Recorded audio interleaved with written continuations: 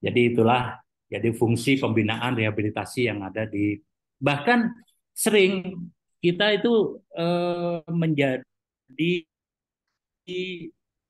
apa namanya, menjadi orang tua besan, menikahkan kan, ya, menikahkan secara massal, yang menangani apa namanya, tunakarya, ya, yang ada di Bekasi. Jadi sama-sama panti kita pertemukan, ada perjodohan. Kemudian kalau sudah cocok, saling saling apa namanya, saling senang, saling cinta, ya sudah kita nikahkan gitu. Karena umumnya itu dari menengah ke bawah, ya. Klien itu dari menengah ke bawah gitu.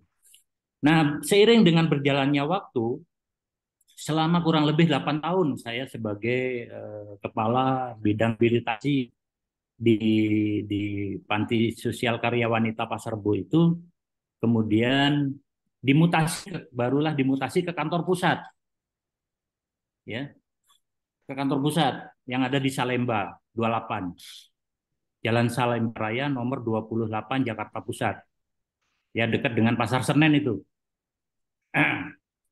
Nah, di kantor pusat saya ditempatkan di rehabilitasi sosial lagi, di Direktorat Jenderal Rehabilitasi Sosial. Nah, di sana tahun 2009, 2008 akhir 2009, ya, sampai dengan saya pensiun itu ditempatkan di kantor pusat. Nah, di kantor pusat itu saya ditempatkan di bagian rehabilitasi sosial, ya, Direktur Jenderal Rehabilitasi Sosial itu menangani banyak masalah-masalah. Jadi khususnya wabil khusus itu eh, kelanjut usiaan, Direktorat Lanjut Usia. Nah, di samping itu Merak juga sebagai eh, apa, TRC, tim reaksi cepat di segala bidang permasalahan kesejahteraan sosial. Nah, nah, di kantor pusat itulah saya hampir setiap minggu itu, jarang ada di kantor. Nanti kalau nggak ke Aceh, ke Riau, ke Medan, ke Palembang, ke Sulawesi, ke Kalimantan, sampai ke Papua, sampai. Nah, itu karena dari pusat itu memberikan dana subsidi apa? Dana subsidi ke pemerintah-pemerintah daerah yang harus dimonitor, yang harus dimonitoring, ya. Lalu selama di kantor pusat itu banyak sekali pengalaman-pengalaman, ya, terutama yang menyangkut masalah kesalansiaan itu, banyak program. Ada program yang namanya program ada yang namanya program asistensi sosial lanjut usia. Jadi pendampingan asistensi sosial lanjut usia itu memberikan bantuan tunai kepada para lansia yang sudah memenuhi syarat untuk mendapatkan bantuan yang selama setiap bulan itu sebesar 300.000, ya, waktu itu 300.000. Nah, itu untuk, ya, melengkapi apa namanya kebutuhan-kebutuhan lansia. Di samping kita itu memberikan pembinaan-pembinaan kepada para pendamping yang ada di lapangan. Jadi kalau mungkin adik-adik mahasiswa di daerah mana ada yang pendamping apa, pendamping sosial, Ya itulah yang mendampingi para lansia yang ada di wilayah adik-adik sekalian. Di samping asistensi sosial lanjut usia, ada sosial apa namanya, ada daycare, ada home care. Yang dimaksudkan dengan daycare itu yaitu pelayanan sosial harian, pelayanan sosial harian diberikan kepada lembaga-lembaga atau panti-panti yang ada di daerah-daerah seluruh wilayah Indonesia. Ya, daycare itu memberikan bantuan berupa bahan, ya, peralatan seperti apa? Misalnya peralatan untuk peralatan untuk apa namanya ibadah, ya, peralatan untuk ibadah, peralatan untuk kesenian. Kan lansia itu perlu hiburan, gitu ya. Di samping juga ibadahnya perlu ditingkatkan. Kemudian membuat keterampilan ringan, keterampilan ringan. Itu daycare. Daycare itu bisa diikuti oleh eh, klien panti maupun dari luar panti yang sudah memenuhi syarat berumur 60 tahun sesuai dengan Undang-Undang Nomor 13 Tahun 1998 ya, tentang Undang-Undang Kesejahteraan Sosial. Mudah-mudahan sekarang sudah diperbarui itu undang-undangnya, Mas Bro. Karena saya sudah mengajukan dengan tim itu sudah mengajukan perubahan undang-undang itu karena sesuai dengan perkembangan zaman kepada DPR itu, kalau nggak salah sudah diperbarui sekarang itu undang-undang kesejahteraan sosial yang baru. Nah, nanti bisa dilihat di Google ya, Undang-Undang Kesejahteraan Sosial nomor 13 tahun 98 itu sudah diperbarui apa belum oleh DPR itu. Karena hampir setiap tahun itu selama kurang lebih 7 tahun itu tiap tahun selalu melakukan perubahan revisi undang-undang itu yang melibatkan dengan pakar dari akademisi ya. Kalau kita dari UI kan melibat pakar dari perguruan tinggi yang lain untuk merevisi undang-undang itu melengkapi. Ya itu. Ya. Mungkin Nah, ya gimana Mas? Waktunya tinggal berapa? anu, Udah habis? sarannya kepada mahasiswa kami gimana? Sarannya ini. Saran kepada mahasiswa kami. Saran. Nah, tadi sudah ada sedikit tadi saya lihat. Suruh belajar. Ya, Ini itu apa kira-kira? iya. Saran saya kepada adik-adik mahasiswa sekiranya sudah memasuki jurusan ilmu kesejahteraan sosial itu, harapan saya jangan bosan-bosannya ya, jangan malas membaca dan mencari referensi. Menulis Karena juga. Menulis ya, juga. menulis itu penting. Menulis permasalahan-permasalahan yang ada di lingkungan saudara paling tidak. Ya. Banyak sekali permasalahan kesejahteraan sosial itu yang berkembang, yang bertumbuh kembang di masyarakat. Begitu.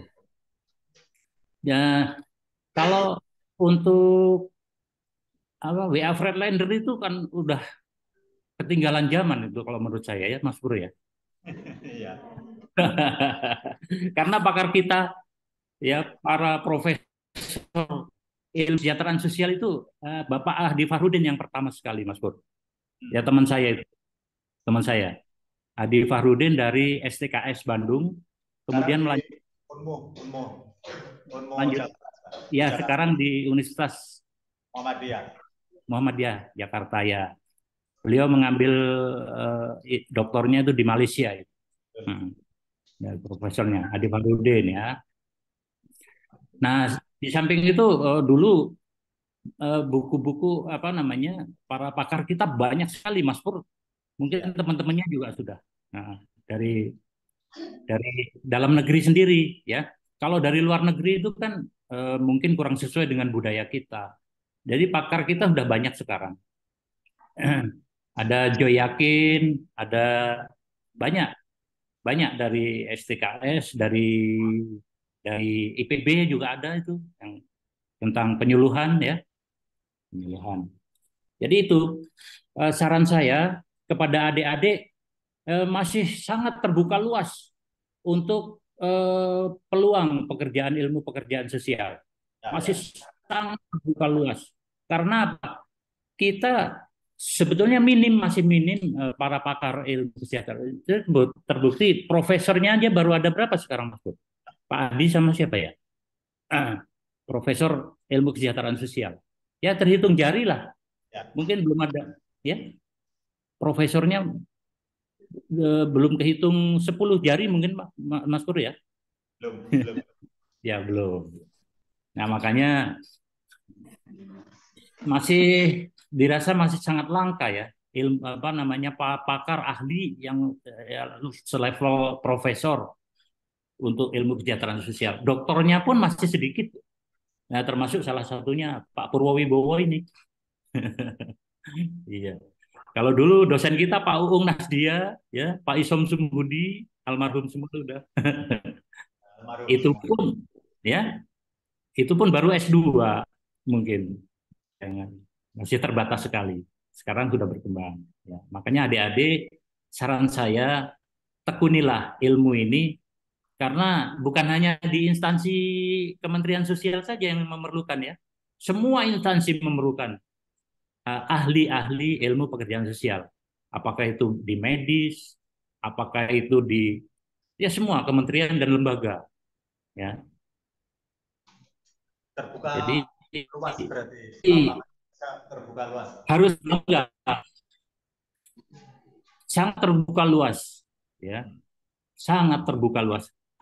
Kalian harus bangga dengan profesi kalian, harus bangga. Karena jarang sekali orang yang memiliki ilmu yang sangat fleksibel seperti ilmu kesejahteraan sosial ini gitu.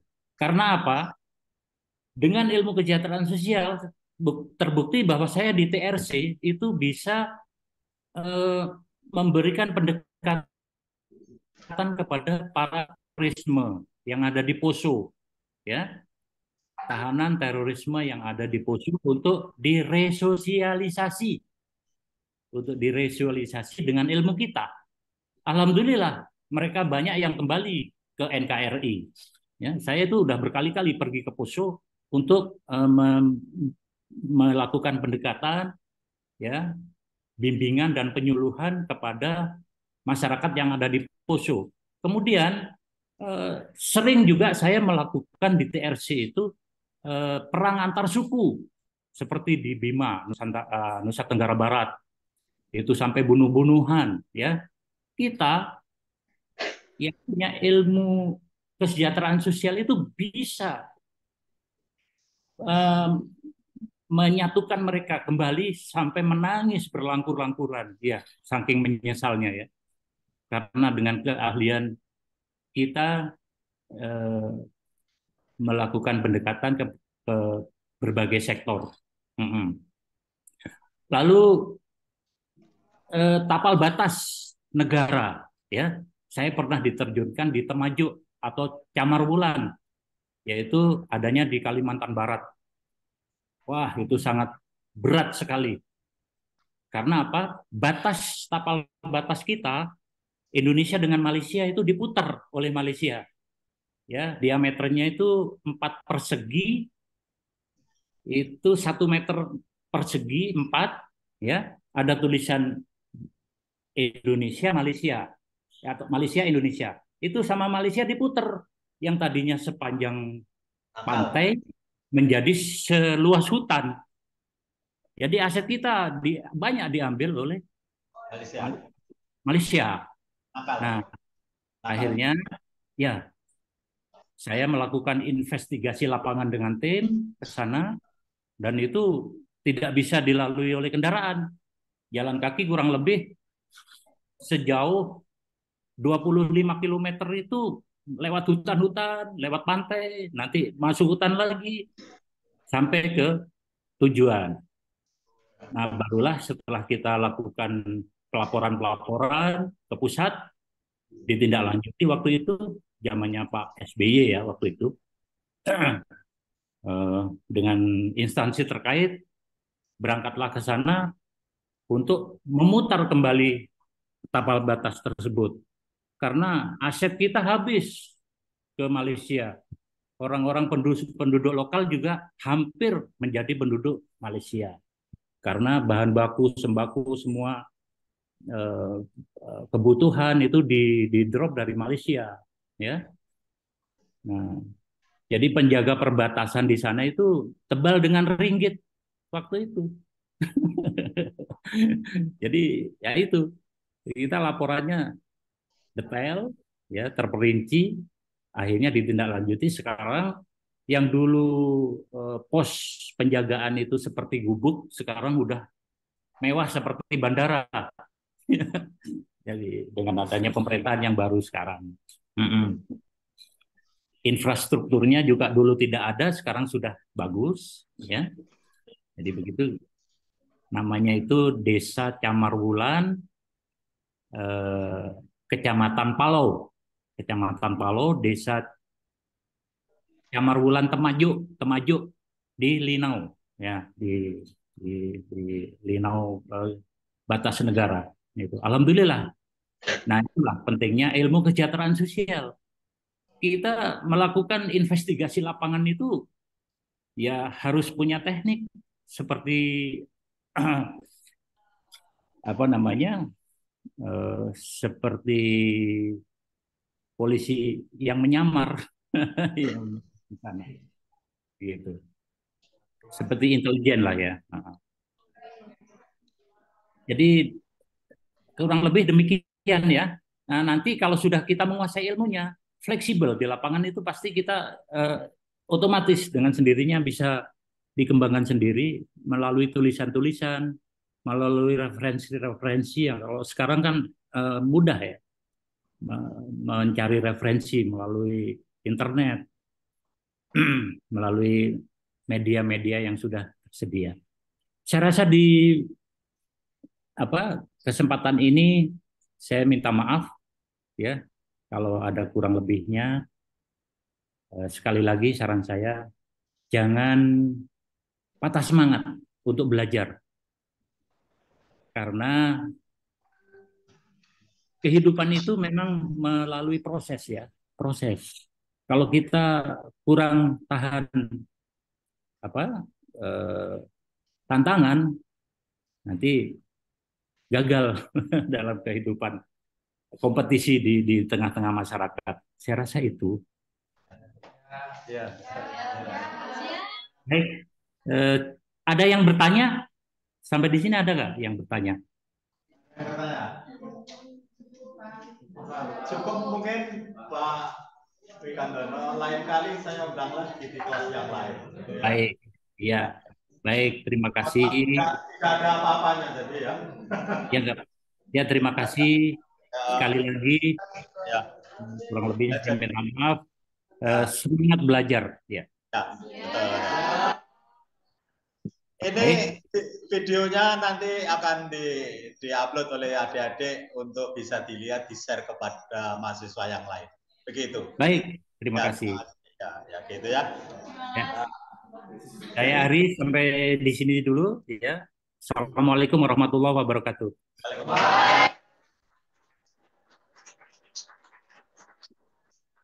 Waalaikumsalam.